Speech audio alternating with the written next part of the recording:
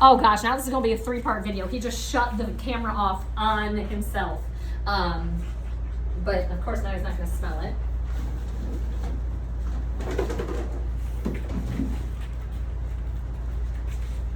Look at him, he's like, come, yes, good, nice job. Here, I've become the coolest thing in the room. Now he is literally following me around everywhere saying, you are cooler and more rewarding than anything else in this room. That's exactly what I want him to think, but I want him to think that about the world. You are cooler than anything. Come, yes, good, awesome job, dude. I want him to think you are cooler and more rewarding than anything in this entire world. Because I will, I'm always good on my word. I will pay you for everything I like. That was weird. Come. Yes, good. Nice job. There, you notice as he was sitting, he got the marking because he turned around and looked at me versus I don't honestly know what he was looking at. I think the reflection off the tile. That was funny. But yeah, I want him to think you're the most rewarding thing and you're good on your word and you're always paying him for those things that he's doing well. Because this is the behavior you're going to see. You're going to be able to walk anywhere and do anything. He goes, I'm going with you versus the deer versus whatever it might be. But think about this in this sense. Going from our distraction pile, which right now is full of toys and a leash and a random towel, I don't know, random things, versus a deer, that's a far jump, right? I can't expect, okay, he did really good in a session with leashes, towels, you know, that kind of thing, going to a deer and expect that same behavior. The idea is you amp up your distractions. You make it more difficult and more difficult. So here, this one he was fine with. This one he kind of looked for a second. Oh no, I'm gonna drop my cookies. Oh, darn it. Come. Yes, good. There he needed help. So I had to invoke rule number 3. Invoke? I don't know, is that the right word? Whatever. I had to use rule number 3, which is being cooler than. During practice, that is okay. Come. Yes, good. I didn't have to use rule number 3. Oh, I missed your mouth. Dude, that was terrible. We were bad. I threw it right through your mouth. You can check it out again if you want. Good job. So again, come. Yes, good. Nice job. Oh, there you ate my fingers.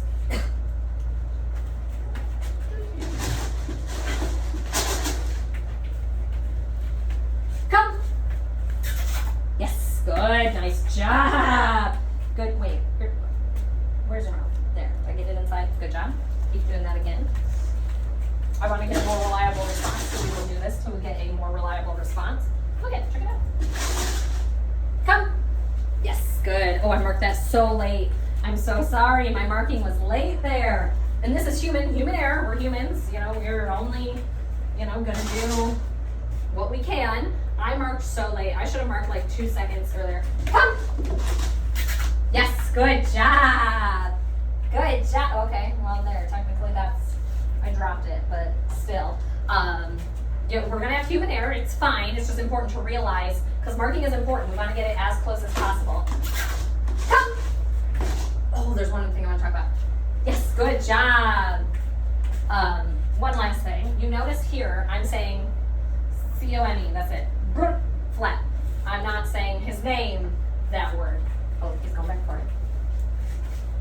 Good choices. Good choices. I'm saying that word and that's it.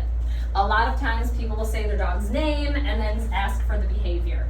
I do not want him thinking that the behavior, doing it, is contingent upon whether his name is said first. This is the reactivity outside.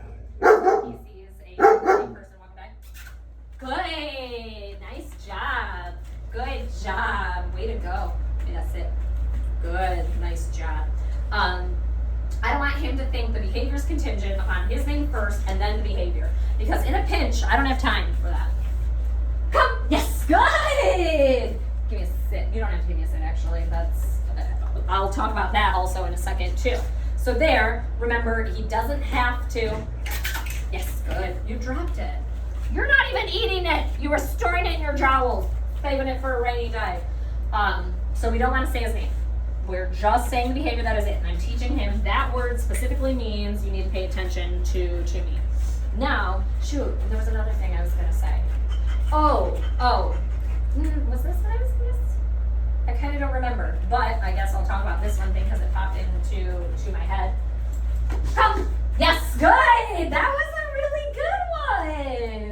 was immediate too.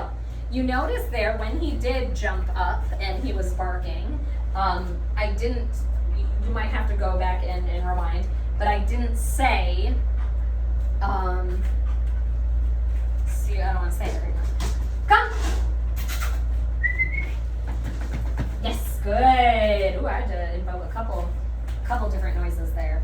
But when he was reacting, come! Oh, you did open it! Oh, biscuits!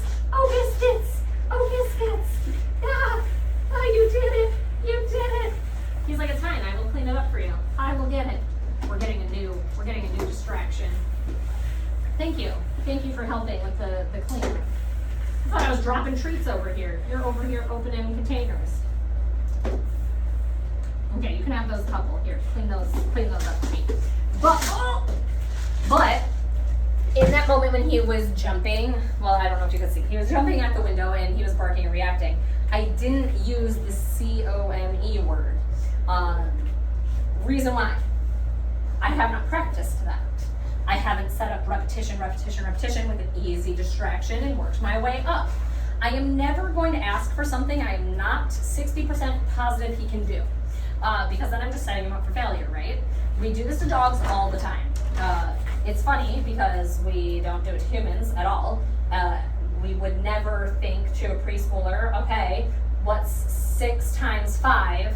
And sit there and demand for an answer. They would never know that because they've never practiced it. But we do that with our dogs a lot. Without doing repetitions of the behavior, good job. We cannot have those expectations. So when that happened, I was not prepared. I managed. I gave a novel noise, that's it. I didn't say the word at all. Gave a novel noise and then we continued on with the exercise. So just that's all to say, do not use this behavior if you're not 60% sure he can give it, or if you have not trained it in a smaller setting and you're working your way up. If you have not trained something that looks similar to that, don't ask for it. Because they can't give it to you because they don't know the expectations because it's never been set before. So it's breaking that down. Good. Look at it. Cookies on. You have free cookies. Free ones. Freebies all over the ground. Yes, that you opened. You're too freaking smart for me. You're too smart for me. So again, it is setting time aside to do this behavior. 2 minutes. That's all it takes. 2 minutes. A commercial break. A couple times a day. It doesn't matter how many you do. You just try to do it as many times. If you can do it one time, that's one time you practice that day. That's not bad. But the idea is to do as many as you can. I remember there was one time I set 15 minutes aside to work with my dog. Like I had a really busy day, so I actually put him in my schedule. And I'm like, okay, we're gonna do 15 minutes. And we were practicing agility, the weave pulls, where they go through the weave pulls. And kind of give you a time frame. We've been practicing for 4 years at the time, and it still wasn't that good. We were still working really hard. Oh, hold on a second. I see a dog off leash. And I don't, oh no, okay. I think I do see a person around. I do not like that. I'm going to be honest with you. I do not like when people let their dogs just roam around here. It's too busy of an area for dogs to be just off leash, walking around like crazy. That gets my anxiety going. Oh, okay, sorry, I got distracted there. My dog, I set aside 15 minutes of time. I went out to do the weave pulls. We've been practicing forever, and we still need practice on it, obviously. And I went out there, and the very first time he did it, it was perfect. Sorry, I'm getting a phone call right now, so I'm not sure if you can hear me or not. Okay, good, I hung up on them. The very first time he did it perfect.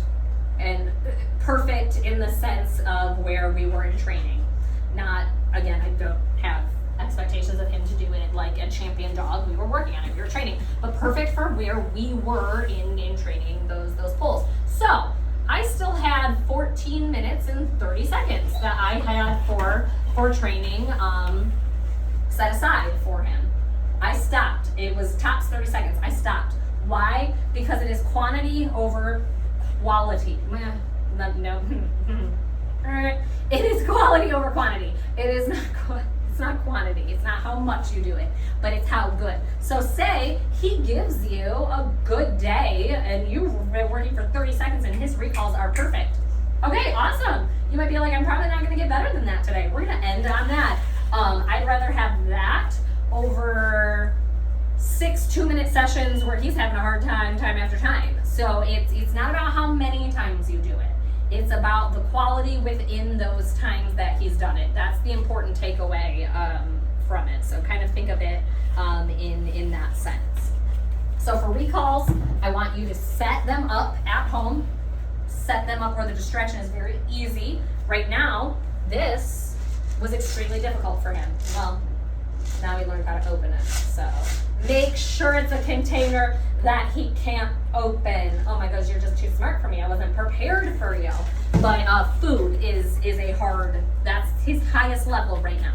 He is at, if it was a grade school and Deer was graduation, we're on, this is like kindergarten. Kindergarten is food, is something very basic. That was hard for him to recall after. Here, my toys, that doesn't mean his toys at home are going to be the same way. My toys are pretty boring and easy for him to recall off of. So at home, you can practice with those toys. Or anything else you see fit. Just know you are slowly amping up the distraction. You're practicing inside right now. I don't even trust that his response outside, even in a backyard, would be reliable. Again, just because he just needs more practice on the inside. It's going to go fast. It's going to go quick. But we can't start adding in more distractions outside. There's smells, there's sights, there's sounds I cannot control. In here, I can control a lot of that. Inside your house, you're going to be able to control a lot of that. So that's the idea, is we control the environment as much as possible to set them up for success. That sounded like a bird. To get those behaviors reliable. Oh my goodness, I think a cat is getting groomed. It sounds not going like it's not going. Oh, it's not going good. Okay, good luck to them. Prayers to them and getting that cat groomed. But yeah, we don't want to set him up again for failure. We want to set him up for success by, do you hear that?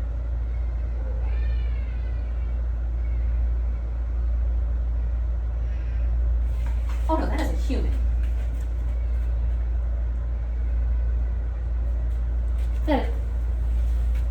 I really don't know if that is a human child in the vet side, like a baby crying, or if that is a cat freaking out getting a bath. I don't know. That is bizarre. Do you hear that too? That is bizarre, Cash. Sorry, distracted again. What were we talking about, Cash? Make sure you're setting him up for success. Don't set him up for failure. That's not what training is. It's not setting him up here in the hardest scenario for a recall. Here's that reactivity we were talking about again. Starting that. It's a very slippery slope. Come here. Good. That might be that will be for a whole other session. I could talk for forever on that. So let's one thing at a time. So this is our recall. Now I want to talk about our leash walking. He actually, look at all those cookies. Look at all those cookies we had. He actually walked very, very nicely down the hallway for me. I loved it. I kind of was like, I don't know what I was expecting. I've seen some crazy things, that's why. So when you say bad, I mean, it's probably not good. But I mean, it wasn't bad. It was decent. Sure, we can set those ground rules for him more so, and those expectations of what we're looking for. So we'll get into that. So I remember you saying you want him to walk on your right side. So that's exactly what I'm going to do. I'm not gonna lie, generally I walk on my left. That's a personal preference. There's no reason to that. But I'm gonna do it on my right side. So just know if I look weird, it's because it is different for me to do. Good job. Here, again, you want to practice this to set him up for success. You would practice this inside. You would teach the expectations where it's easy. You train, you teach inside, like I'm doing here. I'm doing this inside. We're not going outside and practicing this where it's hard and things are difficult. The object is that we're gonna have a lot of success here. What I'm gonna do is I'm gonna take this cookie. I'm gonna get a bigger one because that one's kind of hard to see. This one's slightly bigger. I'm gonna toss it backwards. He's gonna go get the treat. I'm gonna hold the cookie right at my right side, right where I want him to be. So my hand is on my thigh right there.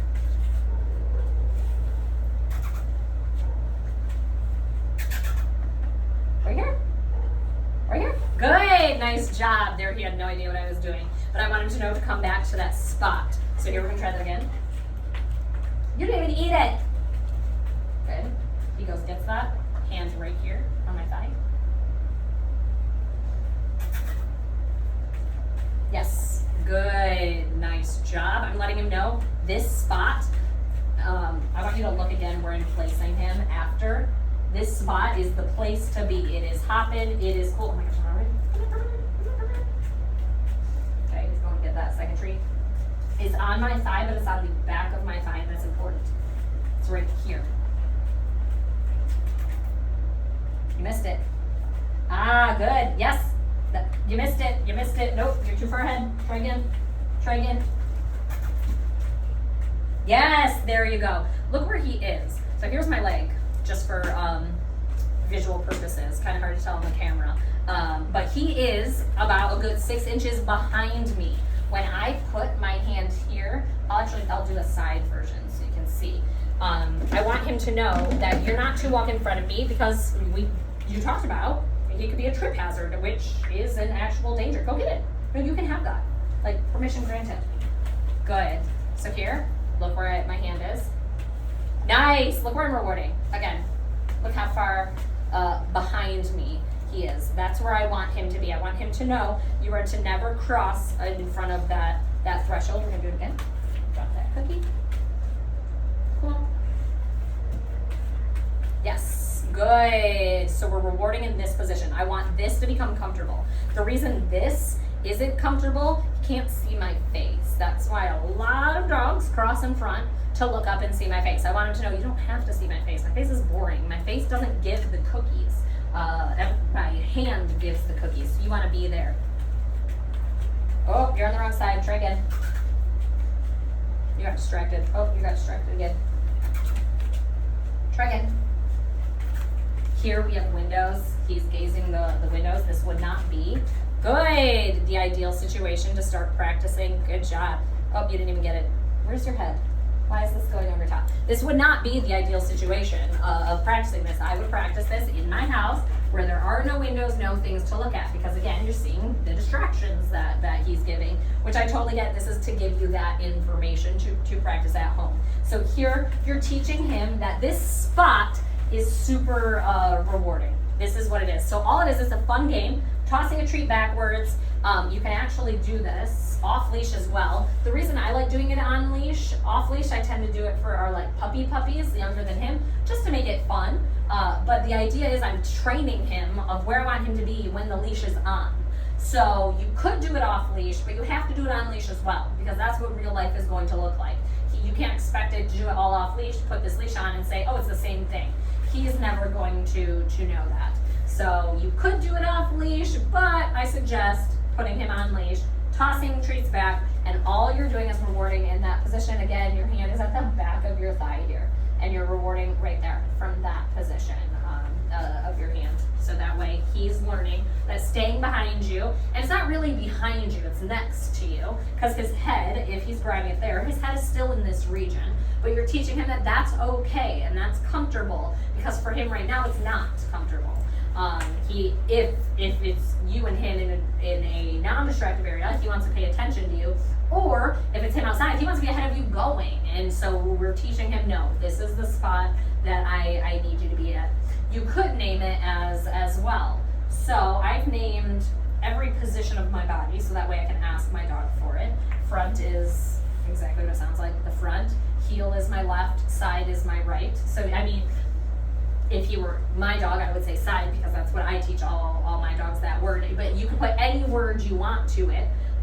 So he would go get the treat, and you would say, again, I would use the word side. It doesn't matter what word you use, but you can pick a word and say, this is where I need you to be at, this portion of my body. So you can also do that, pair it with a word. Now, just because, say that's going great, say you're able to put him on a leash inside, toss a treat, he is coming there every single time, and you're like, awesome, way to go, way to go, way to go.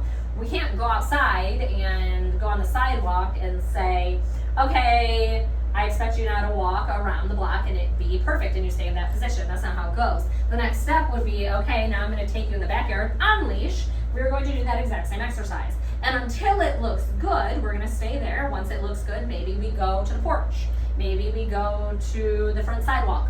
The idea is you amp it up to make it look like real life. I cannot go from preschool to graduation in one gap. And we do that with dogs all the time. The second we get them, we put them on leash and we walk them around and expect them to understand those expectations when none of those expectations have been given to them, or given to them in a way that they can understand it properly.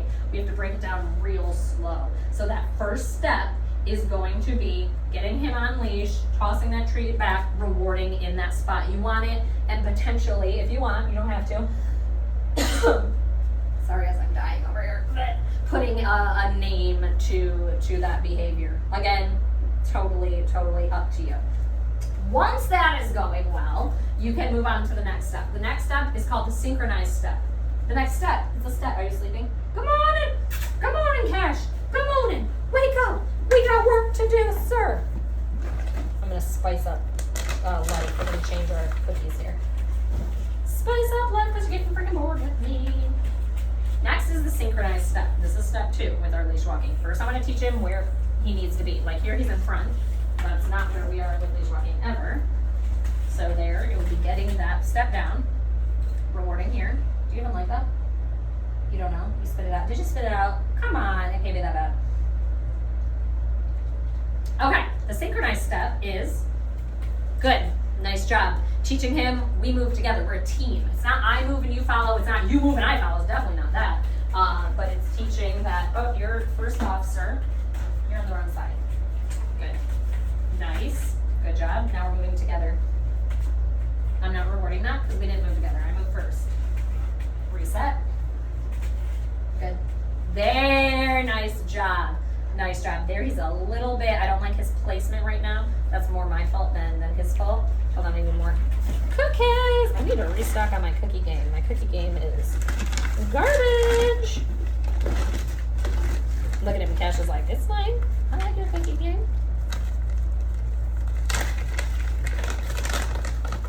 Garbage cookies. I have one cookie in here, one cookie in here.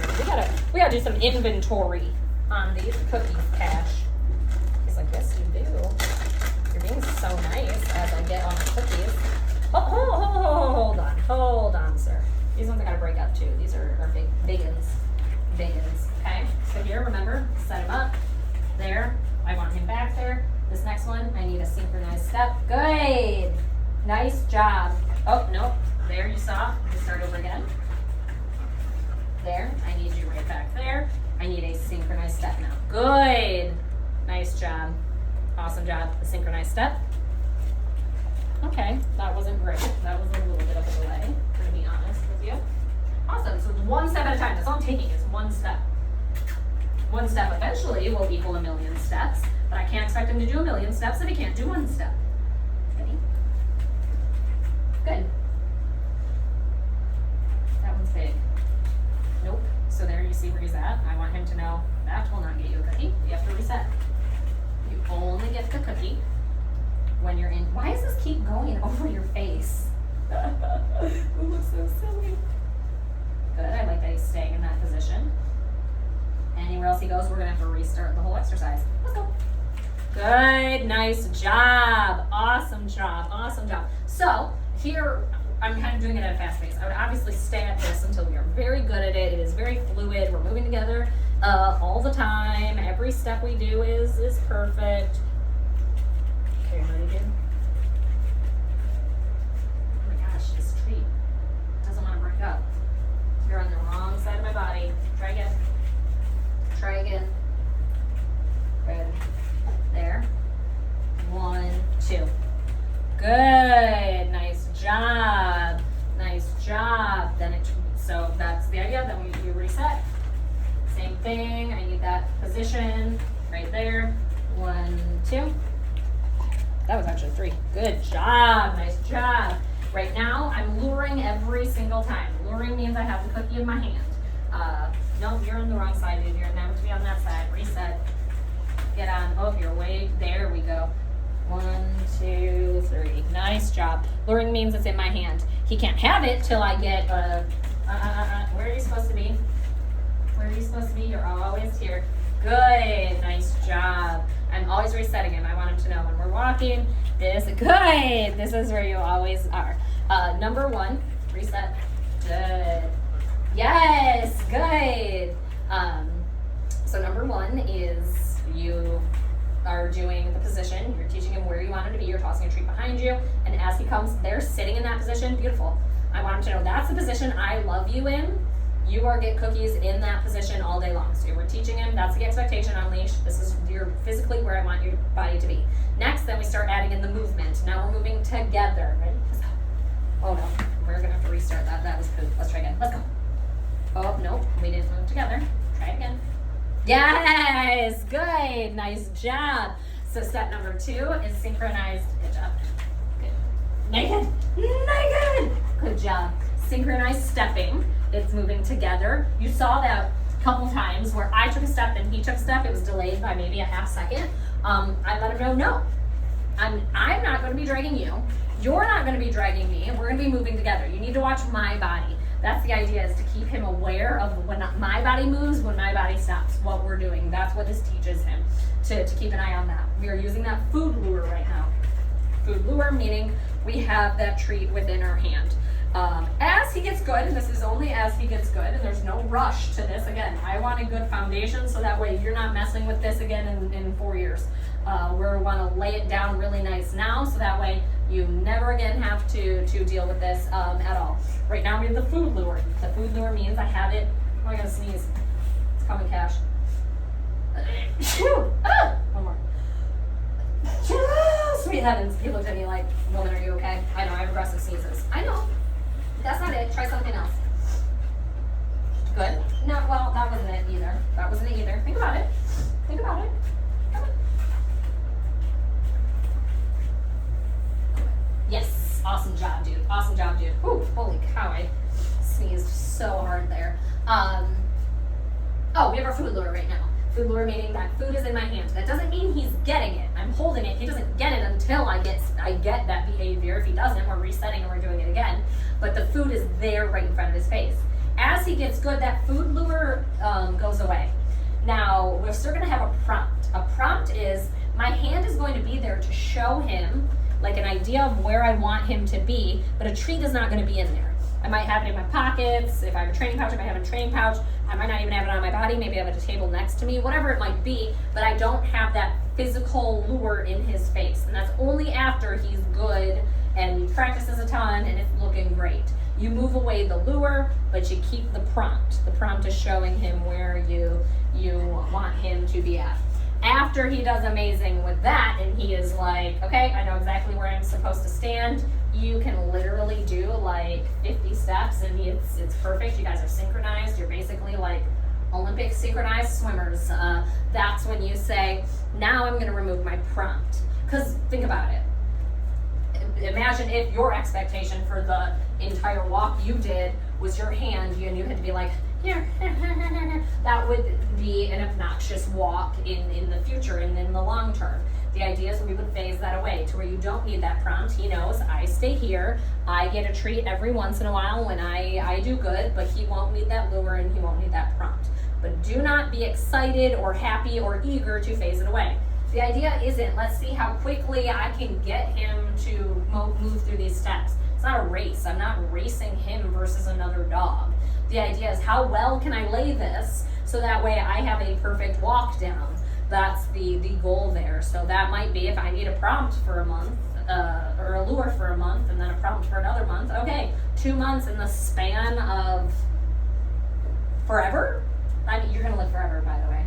Yeah, 50 years. So get ready. In the span of forever is nothing. But when people rush to get things done, like imagine, I always use this example, and it is the same. People are like, oh, it's not the same. It is. Imagine rushing to build a house and saying, well, I'm just going to miss the corner of this foundation. We're just not going to lay it. It'll be fine. They might be able to build that house. It might stand for a little bit. One thing comes along, a storm, a gentle breeze. That house is going to start cracking and it's going to start falling apart and people are going to start noticing that.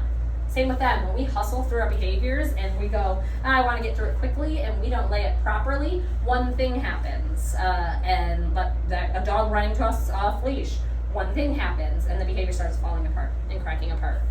And then another thing happens, and now the behavior really starts falling apart. And we wonder, everyone is always confused. They're like, I don't get it. You were doing it great. You did understand this. And that's where people get confused. Every time I hear that, I know we didn't lay our foundation properly. It was laid, we laid something there. They understood the concept of it, but we skipped a lot of steps. We jumped from preschool to third grade. Those first and second grade might not seem like a big deal, but those lessons that they learn are important in there. Same with our dogs. We can't skip these little steps like, okay, I'm going to go from rewarding you in this position to now you're going to have no prompt and no lure. Those steps are important. So it's important to use the program. Do not skip the steps. And even though it seems like a lot of little steps, it goes quick. It truly does. These dogs pick up on it really fast, but do not be anxious or do not be, I don't know what the word is, but like trying to skip and excited about skipping and going faster. Be excited about the progress you see in that moment. Say, yes, awesome, we're doing so good, I love it. Rather than, again, thinking about the future. But that's very human of us to do. I do understand that it's one of my hard things too. I always have to kind of reevaluate myself and say, okay, we're doing really good. We're doing really good at where we're at. Are we ready for that next step or are we not? Am I ready just because I want to do it? Or is the dog actually ready for that next step? So that's really important to gauge that information. So okay, little recap. To practice doing the recalls inside, you work those 4 steps. And remember, practice inside when it's easy and you control the distractions. So whether it be something easy like a toy, I don't know what's going to be easy for him. You know him well, you know what he's going to be like, no big deal, and you slowly work those distractions up. At home when you're working on that leash walking, remember you're working inside. Step number 1 is we're teaching him placement. This is where I want you to be when you're on leash. That's all we're teaching. Toss the treat back, rewarding behind our thigh right here.